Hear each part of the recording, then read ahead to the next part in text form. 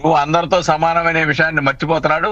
నువ్వు సినిమాలో తీసిన విధంగా వెకిలి చేష్టలు చట్టం ముందు చేస్తే చట్టం చూస్తూ ఊరుకోరు. విచారణాధికారులు నువ్వు ఛాలెంజ్ చేస్తే వాళ్ళు చట్ట ప్రకారం లోబడి వాళ్ళ విచారణ వాళ్ళు చేస్తారు, అరెస్ట్ చేస్తారనే విషయాన్ని ఇక్కడ గుర్తుంచుకోవాలి. కాబట్టి ఆయన ఏమనుకుంటున్నా అంటే గత ప్రభుత్వ హయాంలో నన్ను ఎన్ని తిట్టినా ఏమి చేసినా నన్ను ఏమి చేయలేకపోయారు కాబట్టి అని విర్రవీగుతున్నాడు. ఇవి ఆ విర్రవీగుతనం ప్రభుత్వం మారిన తర్వాత చట్టం తన పని తాను చేసుకుపోద్ది.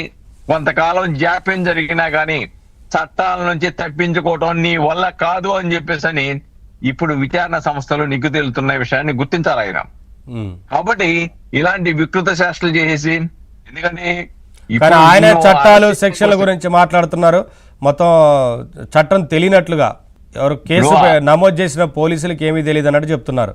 ఇప్పుడు ఏమీ తెలియనప్పుడు నువ్వు చట్టం ముందు ఫ్యాన్స్ పెట్టి బెయిల్లో చెప్పు, పోలీసులకు చట్టం తెలీదు, నేను వర్చువల్ గా చెప్తాను, వర్చువల్ గా నాకు అనుమతి ఇవ్వండి కోర్టు వారు, హైకోర్టు ముందస్తు బెయిల్లో చెప్పమనండి.